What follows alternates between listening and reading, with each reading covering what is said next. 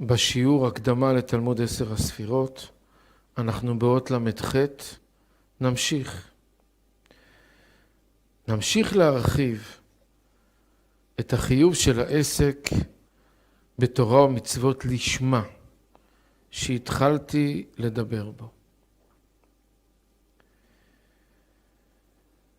הנה יש להבין את השם הזה של תורה לשמה. למה מוגדרת העבודה השלמה הרצויה בשם הזה לשמה? והעבודה שאינה רצויה בשם של לא לשמה. מה השאלה? כי לפי המובן הפשוט שהעוסק בתורה ומצוות מחויב לכוון ליבו לעשות נחת רוח ליוצרו ולא לשם טובת עצמו, היה צריך לכנות זה ולהגדירו בשם תורה לשמו, לשם הקדוש ברוך הוא, ותורה שלא לשמו, שלא לשם הקדוש ברוך הוא, שפירושו לשם שמיים. ולמה מגדירים זה בשם לשמה ושלא לשמה, שפירושו לשם התורה? תורה לשמה, לשם התורה. אלא ודאי שיש כאן הבנה יתרה מהאמור, שהרי הלשון מוכיחה שתורה לשמו, שפירושו לעשות נחת רוח ליוצרו, אינו מספיק עדיין, אלא שצריך עוד שיהיה העסק לשמה, שפירושו לשם התורה, וזה צריך ביאור.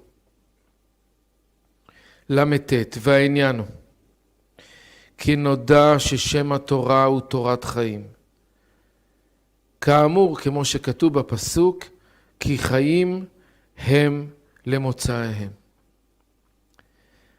דברי התורה הם חיים למי שמוצא אותם. וכן אומר הפסוק, כי לא דבר ריק הוא מכם, כי הוא חייכם. התורה היא החיים. מה זה חיים? חיים בפשטות זה תענוג.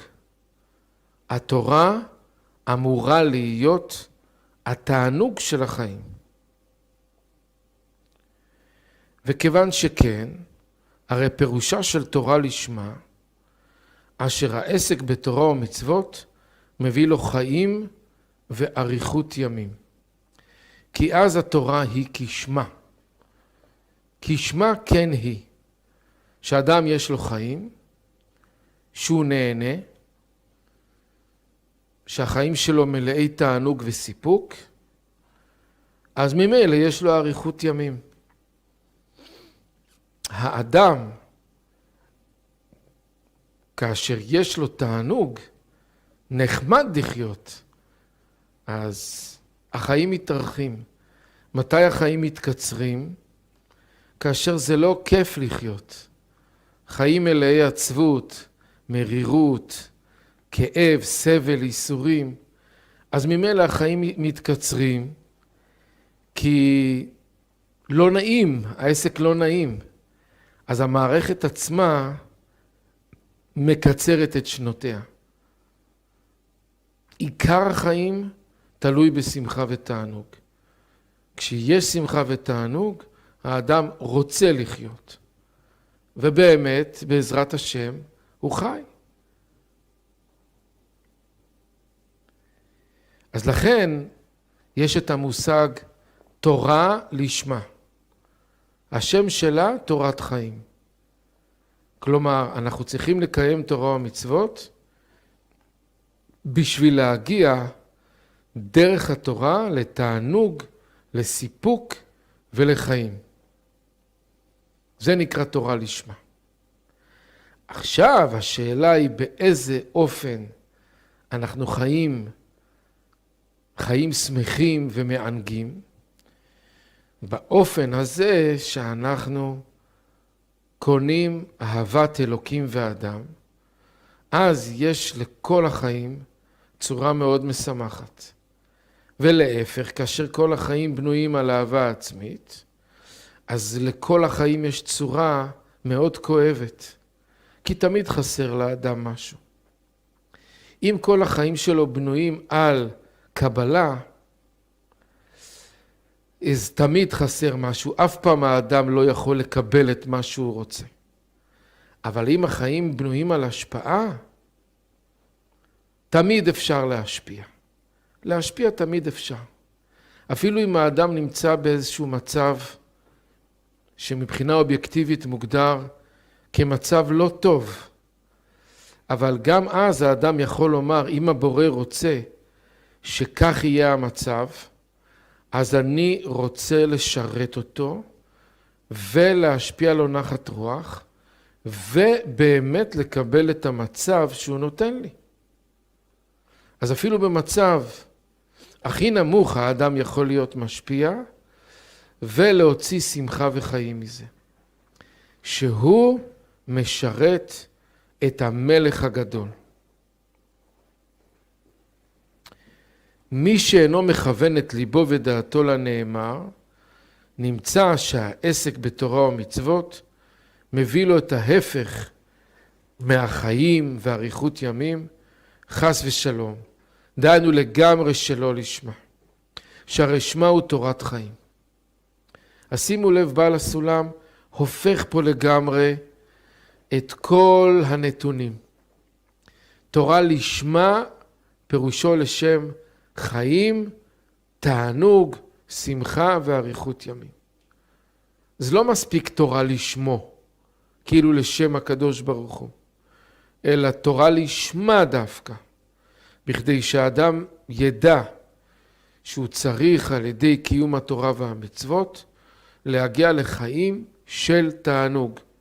וכל זמן שהוא לא מגיע לתענוג, אז הוא עוד לא נמצא בדרך הקדושה באמת. ודברים אלה באים מפורשים בדברי חז"ל, במסכת תענית. כל העוסק בתורה שלא לשמה, תורתו נעשית לו סם המוות. כלומר, אם האדם עוסק בתורה לא לשם השגת חיים ותענוג, אז תורתו נעשית לו סם המוות.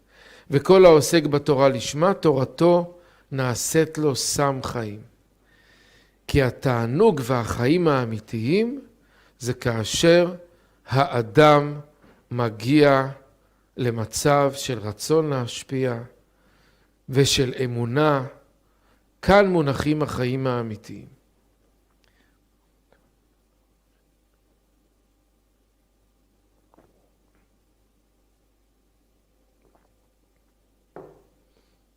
אמנם דבריהם אלו צריכים ביאור, להבין איך ובמה נעשית לו התורה הקדושה לסם המוות.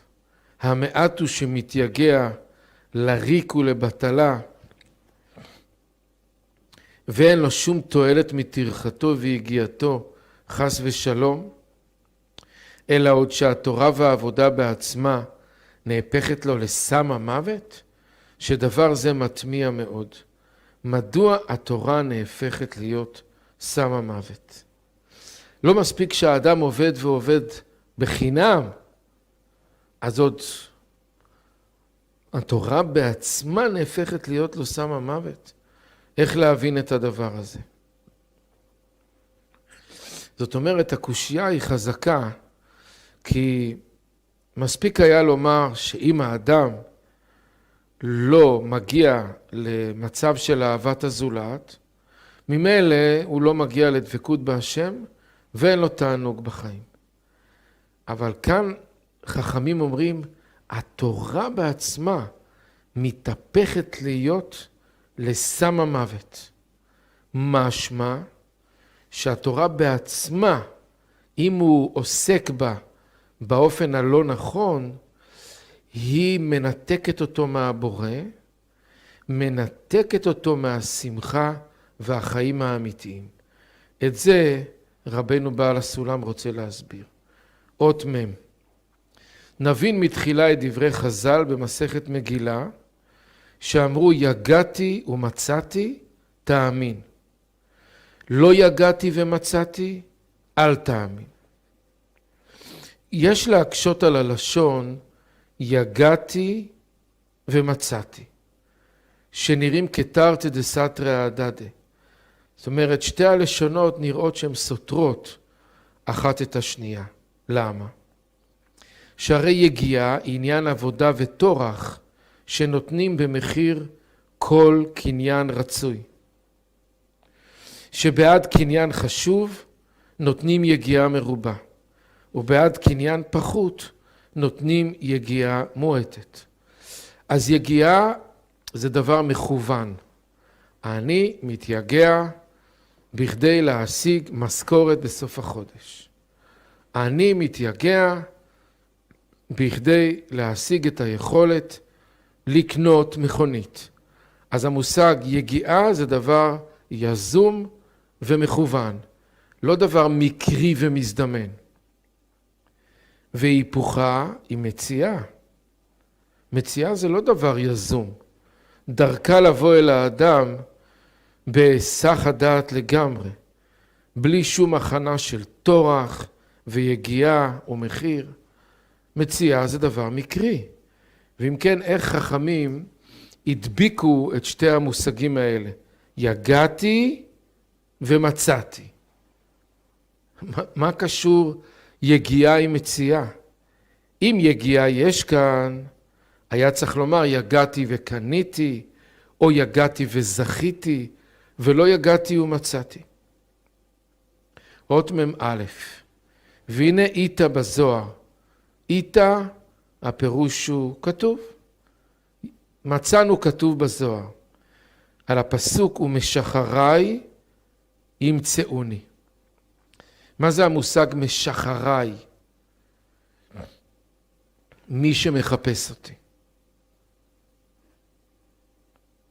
מי שמחפש אותי מוצא אותי. שאלו על זה היכן מוצאים את השם יתברך, ואמרו שאין מוצאים אותו יתברך אלא בתורה. וכן אמרו על הכתוב, אכן אתה קהל מסתתר, אשר הקדוש ברוך הוא מסתיר את עצמו בתורה הקדושה. ויש להבין דבריהם ז"ל כראוי, מדוע הקדוש ברוך הוא מסתיר את עצמו בתורה. לכאורה, הקדוש ברוך הוא מוסתר רק בדברים ודרכים הגשמיים, שם הוא נסתר. ובכל לבלי העולם הזה שמחוץ לתורה. ואיך חז"ל אומרים את ההפך, אשר רק בתורה הוא מסתיר את עצמו. רק בתורה. הפוך, בתורה מוצאים אותו. האם בתורה מוצאים הסתרתו, או שבתורה מוצאים אותו בעצמו? גם המובן הכללי שהקדוש ברוך הוא מסתיר את עצמו באופן שצריכים לבקשו. אסתר זה למה לא? למה הוא מסתיר את עצמו בכלל? שכל מבקשי אותו ימצאו, כל משחריי ימצאוני. צריך להבין היטב דבר הביקוש הזה ודבר המציאה הזו, מה הם ולמה הם. אז יש כאן סוללה ארוכה של שאלות. נסכם את השאלות. א', למה אמרו תורה לשמה ושלא לשמה? למה לא אמרו תורה לשמו ותורה שלא לשמו? לשם הבורא. מה זה הלשון לשמה? אז הוא אומר התורה היא תורת חיים. מה המשמעות תורה לשמה? לשם קניין החיים. מה המשמעות בזה? שאלה שנייה, אם האדם עוסק בתורה שלא לשמה, אז התורה נעשית לו סם המוות. מדוע התורה בעצמה נעשית סם המוות? שאלה שלישית, יגעתי ומצאתי. מה זה הזיווג הזה של שתי מילים שלא קשורות בכלל אחת לשנייה? יגיעה לא קשורה למציאה, ומציאה לא קשורה ליגיעה. כי יגיעה זה דבר מתוכנן, ומציאה זה דבר בלתי מתוכנן. האדם לא עובד עבודות ומתייגע בשביל למצוא מציאות. מציאה מוצאים במקרה, הולכים ברחוב, מוצאים משהו. שאלה רביעית, עניין של הסתרת הבורא. אמור חז"ל, הקדוש ברוך הוא מסתיר עצמו בתורה. מה פתאום מסתיר את עצמו בתורה? הוא מסתתר בדברים הגשמיים, שם הוא נסתר, אבל לא בתורה. שאלה חמישית, למה בכלל הקדוש ברוך הוא מסתיר את עצמו? הוא מסתיר את עצמו בשביל נחפש אותו. מה זה משחק ילדים, משחק מחבואים? במשחק מחבואים אחד מתחבא והמשחק הוא שצריכים למצוא אותו. אז זה בשביל להעביר את הזמן משחק מחבואים. אבל הקדוש ברוך הוא, למה הוא מתחבא? וצריכים למצוא אותו, מה העניין? שיהיה מגולה. 5 שאלות.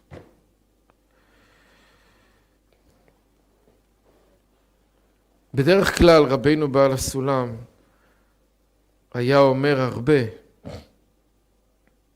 אין אור בלי חושך.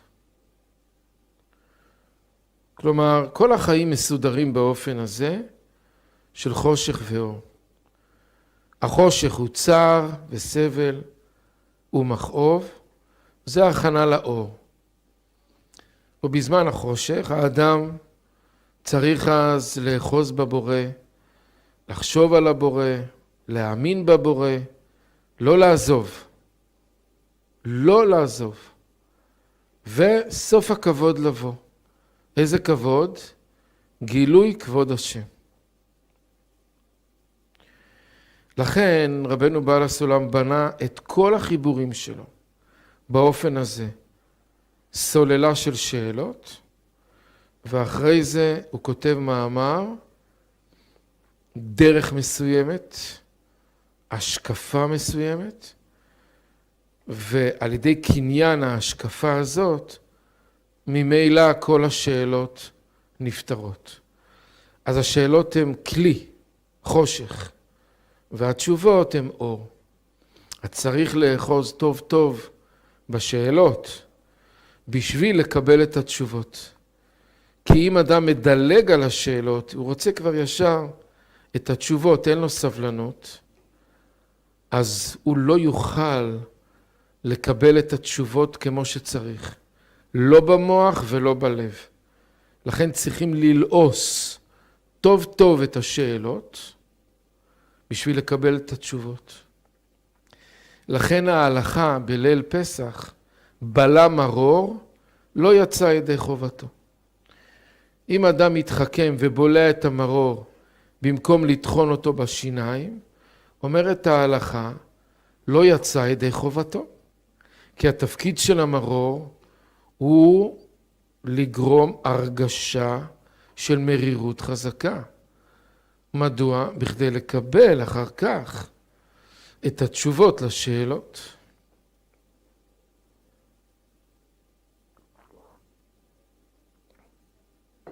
אז עכשיו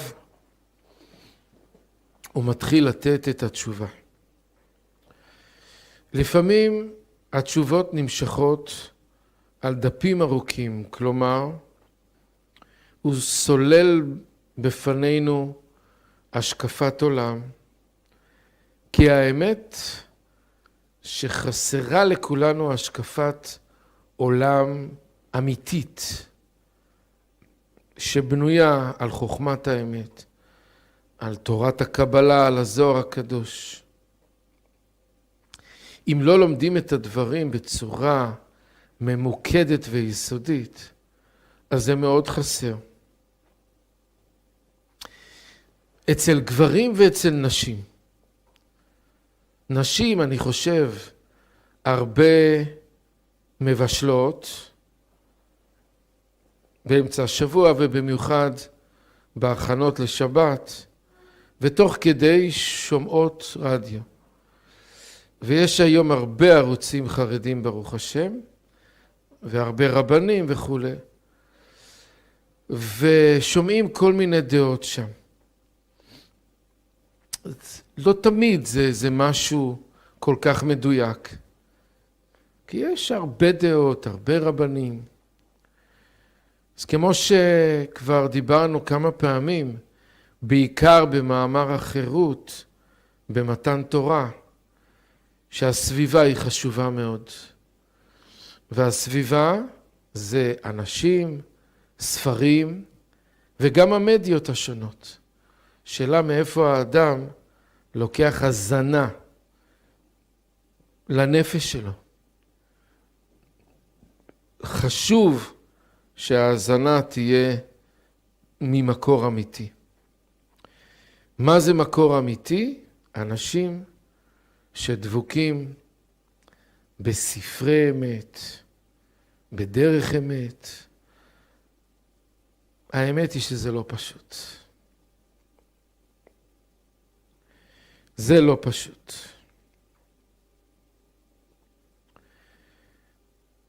טוב, זה נושא לשיעור בפני עצמו. אות מ"ב. צריך שתדע אמנם,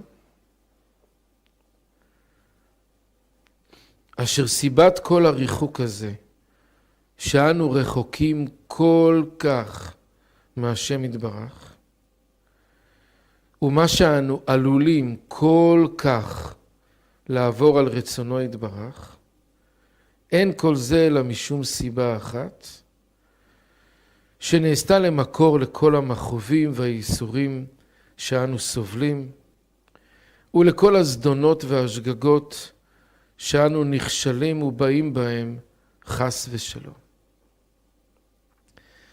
שיחד עם זה מובן שבהסרת הסיבה ההיא נפטרים תכף מכל צער ומכאוב, וזוכים תכף להידבק בו יתברך בכל לב ונפש ומאוד. ואומר לך שהסיבה המקורית ההיא אינה אחרת, אלא מיעוט ההבנה שלנו בהשגחתו יתברך על בריאותיו, שאין אנו מבינים אותו יתברך כראוי. אז אני מבקש עכשיו מכולם, כל היקרים, היקרות שצופים בשיעור, לגשת למגירה ולקחת מרקר ולסמן את זה, את המשפט הזה. מיעוט ההבנה שלנו בהשגחתו יתברך על בריאותיו. מי שאין לו מרקר, לכל הפחות שיקח עט או עיפרון ויעשה קו מתחת למשפטים הללו. אות מ"ב הזאת היא אות יסודית מאוד בשביל החיים שלנו. אני חוזר עליה, אות מ"ב, שוב. צריך שתדע אמנם, אשר סיבת כל הריחוק הזה, שאנו רחוקים כל כך מהשם יתברך. הריחוק הוא לא ריחוק פיזי, כי כבוד השם יתברך הוא מלא עולם, הוא מלא את כל המציאות. אני לא הייתי יכול לדבר איתכם אם האור האלוקי לא היה מאיר בי. אז אור השם יתברך זה כל המציאות. בכל המציאות הזאת יש רק שני דברים, בורא ונברא. הנברא זה הרצון לקבל הנאה ותענוג, וחוץ מזה זה הכל בורא. כל מה שאנחנו מסתכלים כאן מסביב זה הבורא. העצים, הפרחים, השיחים, הציפורים, האנשים, כל זה אור אלוקי. אז מה זאת אומרת אנחנו רחוקים? הרי הבורא נמצא מסביבנו ובתוכנו. כוונה רחוקים תודעתית. מבחינת תודעה, אנחנו לא מודעים לזה שיש כאן בורא. שהוא המפעיל את הכל. שהוא אוהב. שהוא מרחם. והוא משגיח. אנחנו לא מודעים לזה. אנחנו מתנהגים כאן בעולם חופשי לגמרי.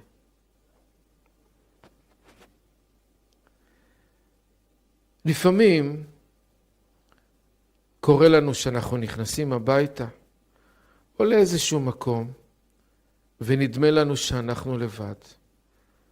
ואז אנחנו מתנהגים בצורה מסוימת. פתאום נדמה לנו לא, אנחנו לא לבד. יש כאן מישהו. יש כאן מישהו. אז אנחנו כבר מתנהגים אחרת. אם אנחנו לבד או אם אנחנו עם מישהו, זה הבדל גדול מאוד. כשאנחנו לבד, אנחנו מתנהגים בצורה משוחררת לחלוטין.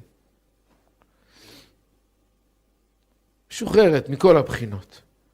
מזמזמים, שרים, מורידים בגדים. אבל אם יש מישהו, אנחנו כבר לא מורידים בגדים. משהו אחר. אנחנו לא מזמזמים ולא מצפצפים ולא משהו אחר. אז זה הבדל גדול. אם יש כאן מישהו, אין כאן מישהו. עכשיו, בחיים שלנו במציאות, אנחנו מתנהגים משוחרר לגמרי. אנחנו לא מתנהגים כאילו יש מישהו בחדר. זה נקרא שאנחנו רחוקים מהבורא יתברך. רחוקים תודעתית. אין בתודעה שלנו את הבורא. אנחנו מתנהגים חופשי לגמרי. אנחנו לא קולטים שיש כאן מישהו בחדר, וזה לא רק מישהו בחדר, זה מישהו בתוך המוח שלי. מישהו בתוכי נמצא. אני לא לבד. יש מישהו בתוכי. אנחנו לא קולטים את זה. ואנחנו מתנהגים חופשי, איך שבא לנו. אם יש בן אדם, זה משהו אחר. בן אדם זה מציאות שאנחנו רואים. אבל הבורא, מבחינת תודעתית, הוא לא קיים. זה מה שהוא אומר. אנו רחוקים כל כך מהשם יתברך. אנחנו רחוקים מבחינת תודעתית. עושים מה שבא לנו. אפילו אם אנחנו לא עושים מה שבא לנו. למשל, קמים בבוקר, נוטלים ידיים 3 פעמים. זה עוד לא אומר שיש לנו תודעה שאנחנו לא לבד בחדר. לפעמים אנחנו נכנסים לאיזו מין רוטינה קבועה של קיום מצוות. אז זה עוד לא אומר שהתודעה שלנו איננה חלולה וריקה. אפילו אם אנחנו מקיימים את המצוות. קיום המצוות המעשי עדיין לא אומר שאנחנו נמצאים במצב תודעתי מחובר עם הבורא. וזה קורה הרבה.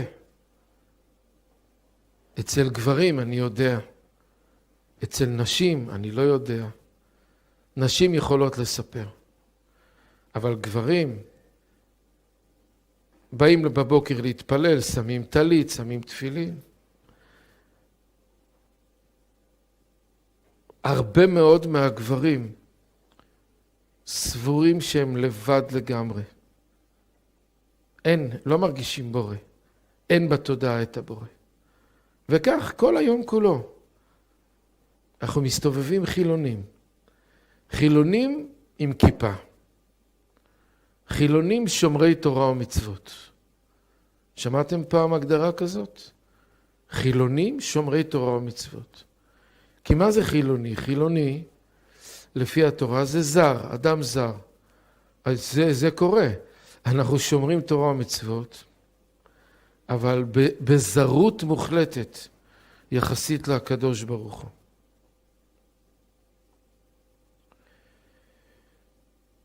אז אני קורא שוב, אות מ"ב. וצריך שתדע אומנם, אשר סיבת כל הריחוק הזה, שאנו רחוקים כל כך מהשם יתברך. אז הסברתי את זה. הסבר פשוט מאוד, מה הפירוש שאנחנו רחוקים.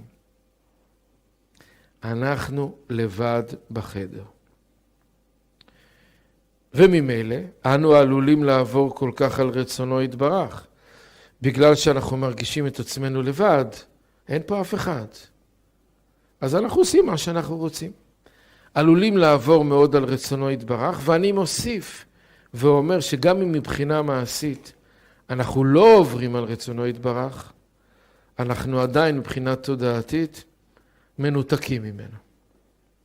שזה לא מה שהוא רוצה.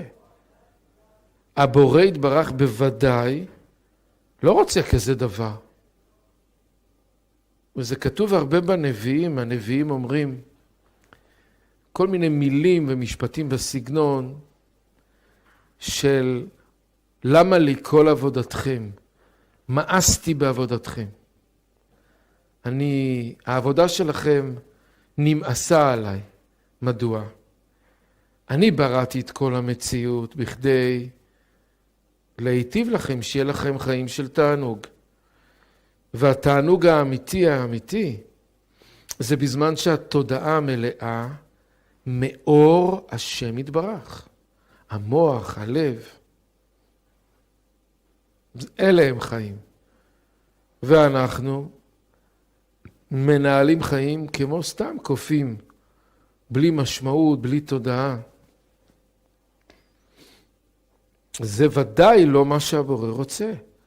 לכן הנביאים מתבטאים בלשון כל כך חריפה. מאסתי בעבודתכם. מאסתי בחגים שלכם, בשבתות שלכם. אז הוא אומר, אין כל זה אלא משום סיבה אחת, שנעשתה למקור לכל המכאובים והאיסורים שאנו סובלים. יש סיבה אחת לכל זה, ולכל הזדונות והשגגות שאנו נכשלים ובאים בהם חס ושלום. שיחד עם זה מובן, שבהסרת הסיבה ההיא נפטרים תכף מכל צער ומכל מכאוב, וזוכים תכף להידבק בו יתברך, בכל לב ונפש ומאוד. ואומר לך, שהסיבה המקורית ההיא אינה אחרת. מה הסיבה לכל זה? מיעוט ההבנה שלנו בהשגחתו יתברך על בריאותיו. שאין אנו מבינים אותו יתברך כראוי. אני הייתי אומר מילה אחרת לגמרי. מאחורי המשפט הזה, אנחנו לא מאמינים בבורא. נקודה. מתחת למילים האלה, מיעוט ההבנה שלנו בהשגחתו יתברך על בריאותיו, הפירוש הפשוט, אנחנו לא מאמינים. או שאנחנו לא מאמינים שהוא משגיח, או שאנחנו לא מאמינים שהוא הטוב והמיטיב. אנחנו לא מאמינים, לא מבינים, הפירוש כאן הוא לא מאמינים. דבר ראשון, מה הדבר הראשון שלא מבינים? הגוף, הרצון לקבל של האדם, הוא לא מבין למה הוא צריך לעבוד מול מישהו בלתי נראה. למה הוא צריך לתקשר עם איזה מישהו לא נראה? זה חידה מספר אחת. מה זה הסיפור הזה? אתה נמצא, אתה קיים, תראה את עצמך. מה הסיפור של המחבואים כאן? זה קושיה מספר אחד של הרצון לקבל. למה אני צריך להתפלל למישהו שאני לא רואה אותו? אני צריך לתקשר וזה.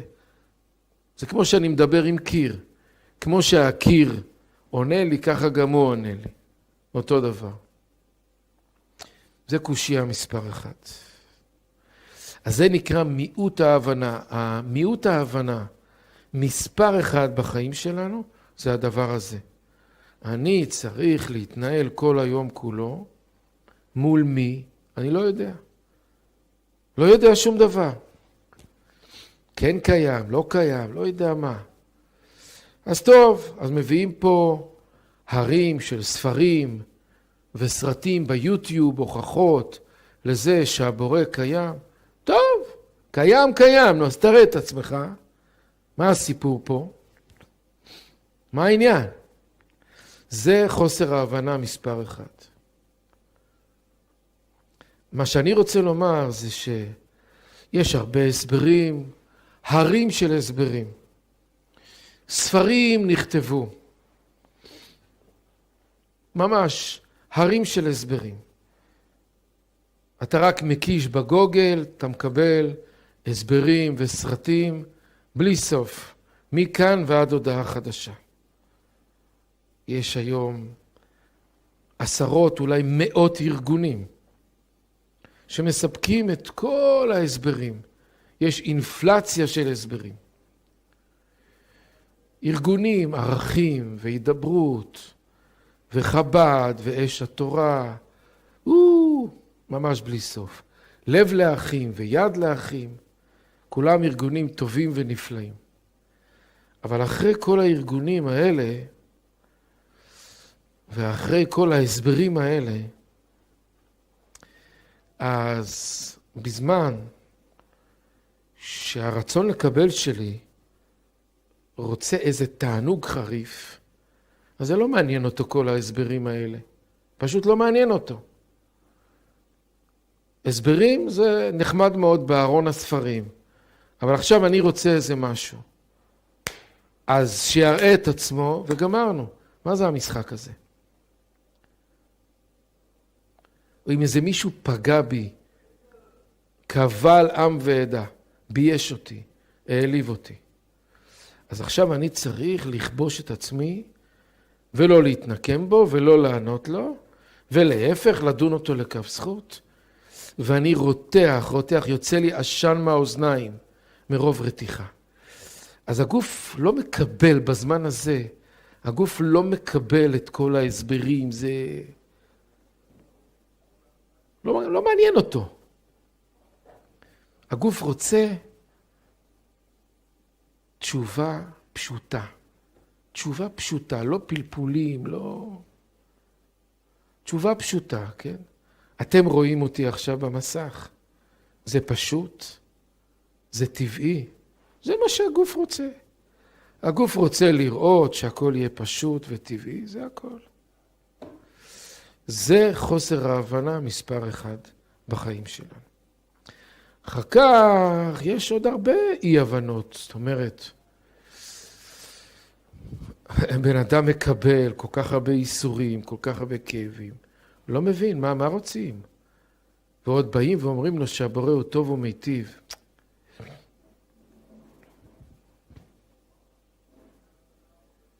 הרבה דברים שקשה להבין.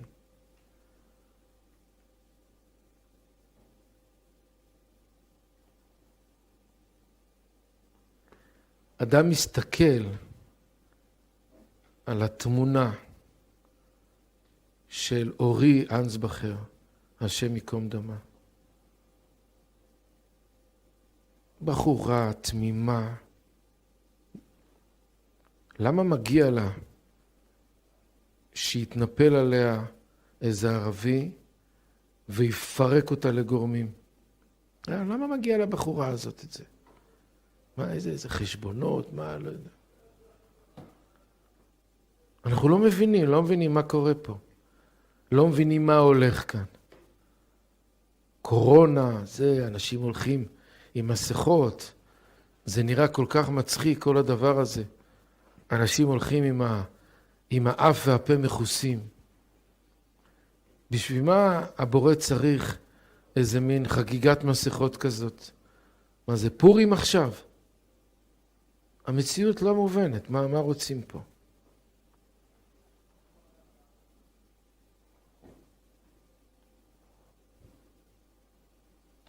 אין אנו מבינים אותו יתברך כראוי. אז מה, בעל הסולם, אתם חושבים, לא ידע את כל ההסברים? של ערכים ושל הידברות, הוא לא ידע את זה. אבל לא מדובר על זה. מדובר על דברים אלמנטריים, שהתשובה תהיה פשוטה וטבעית. לא שאני צריך עכשיו לקחת את הספר ולהתחיל להתעמק. מה בדיוק קורה פה? עם אורי אנסבכר, השם ייקום דמה. גם את המילים האלה, השם ייקום דמה, אני לא מבין. הרי מי הרג אותה? זה הקדוש ברוך הוא הרג אותה. הקדוש ברוך הוא הכניס בראש של אותו ערבי להרוג אותה בצורה חייתית כזאת. אנחנו אומרים, השם ייקום דמה. מה זאת אומרת, השם ייקום דמה? ממי הוא ייקום את זה? מעצמו? הרי הוא עשה את זה. הוא עשה ועושה ויעשה לכל המעשים כולם.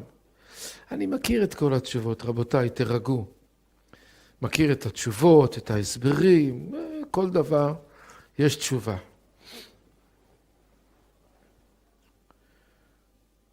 אות מ"ג. נניח למשל, אם היה הקדוש ברוך הוא נוהג עם בריאותיו בהשגחה גלויה, באופן אשר למשל, כל האוכל דבר איסור, יחנק תכף על מקומו. אדם היה אוכל משהו אסור, חזיר או מה, על המקום נחנק, גמרנו. וכל העושה מצווה, ימצא בה התענוג הנפלא, בדומה לתענוגות המצוינים ביותר שבעולם הזה הגשמי.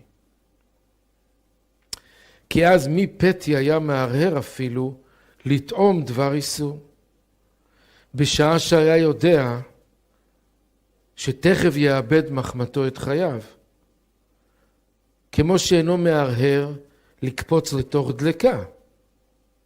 וכן מי פתי היה עוזב איזו מצווה, מבלי לקיימה תכף בכל הזריזות, כמו שאינו יכול לפרוש או להתמהמה על תענוג גדול גשמי הבא לידו, מבלי לקבלו מיד בכל הזריזות שביכולתו. הרי שאם הייתה לפנינו השגחה גלויה, היו כל באי העולם צדיקים גמורים. אף אחד לא היה עושה שום איסור. כן? אם מישהו היה נחנק על המקום, אף אחד לא היה עושה שום איסור. היו אוכלים כולם כשר, היו מתחתנים כדת משה וישראל, אף אחד לא היה עושה שום איסור. אם הייתה השגחה גלויה. זאת אומרת, כמו עם הקורונה, בהתחלה הממשלה הציפה פה את כל הארץ עם משטרות, כולם פחדו, מה הם צריכים להסתבך, כנסות, פלילי, זה, אז כולם ילדים טובים. גם זה לא לגמרי, כי המשטרות לא יכולות להיות בכל מקום. אבל הקדוש ברוך הוא כן נמצא בכל מקום. רק מה? אנחנו לא יודעים שום דבר ממנו. לא רואים, לא יודעים. אבל אם היינו באמת נמצאים בהשגחה גלויה, שמישהו עושה איזשהו איסור, תכף היה נחנק, ומישהו היה עושה איזה מצווה, תכף היה מרגיש תענוג נפלא, כולם היו צדיקים גמורים. אז השאלה באמת, למה זה לא ככה? למה זה לא ככה? מה פה כל המשחק המחבואים הזה? הרי לעיניך שבעולמנו לא חסר לנו, אלא השגחה גלויה. זה הדבר היחידי. אם הייתה פה השגחה גלויה, כולם היו פה צדיקים וצדיקות, ילדים טובים, כולם היו ילדים טובים. נראה שאלות יש, משהו. כן, יש פה קצת שאלות. יבגני זריצקי, מהי אמונה? במה בדיוק צריך האדם להאמין בכדי לקבל את הזוהר הנכון מלימוד התורה? קודם צריך להאמין שיש בורא בכלל. אנחנו לא רואים, לא יודעים, לא שומעים. האמונה הבסיסית זה שיש בורא. והוא מחיה את כל המציאות. והוא משגיח על כל המציאות. אז זה צריך לחייב אותנו. אנחנו לא מאמינים בזה, אז אנחנו מתנהגים כאילו שאנחנו לבד בבית, עושים מה שאנחנו רוצים.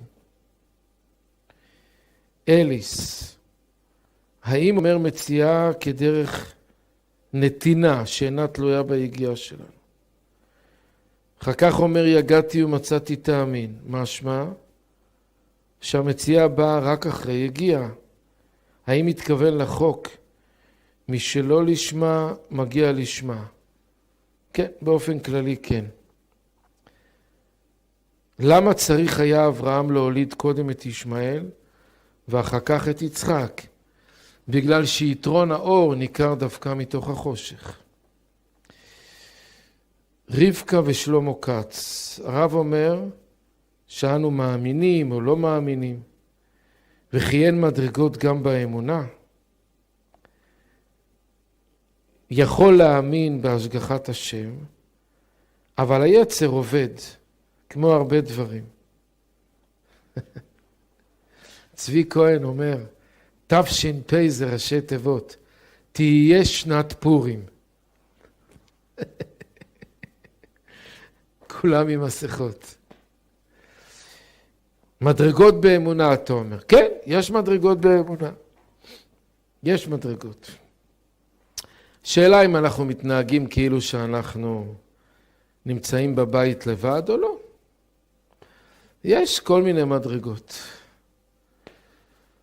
מה שאנחנו צריכים לשאוף זה שאנחנו נתנהג כל היום כמי שנמצא במחיצת המלך, כפי שדוד המלך אומר, שיוויתי השם לנגדי תמיד. לזה אנחנו צריכים לשאוף. טוב, אנחנו נסיים כאן, יקרים ויקרות. נמשיך מחר, מחר איזה יום, יום רביעי. נמשיך מחר בעזרת השם, בעניין שזה מאוד מאוד מעניין ומושך להבין באמת סיבת כל המכאובים והאיסורים זה מיעוט ההבנה שלנו בהשגחתו יתברך. לא מבינים את הבורא. אם הדברים היו פשוטים, כמו שהוא אומר באות מ"ג, אז גמרנו. הכל היה סגור וגמור. לא הייתה גלות, לא, הכל היה בסדר. כולנו היינו צדיקים, צדיקות. הכל היה טוב. ארץ ישראל, תורת ישראל, אנשי ישראל, הכל היה ישראלי. אבל אנחנו לא מבינים מה הולך. אז ממילא אנחנו בגלות. אז נראה את זה מחר. חיבור הזה, ההקדמה לתלמוד 10 ספירות, למעשה הוא מתחלק לשניים. עד אות ל"ז, כולל ל"ז, זה חיבור אחד, שבו הוא מסביר למה צריך את חוכמת הקבלה, ומה זה נותן, ועונה על כל הקושיות שיש בעם ישראל. זה חיבור אחד. מאות ל"ח מתחיל חיבור אחר, שהוא מסביר למעשה את כל המדרגות שיש ביהדות בקשר לתקשורת עם הבורא. ומה בעצם היהדות רוצה מאיתנו, לאן נגיע. אז נמשיך מחר, להתראות לכולם.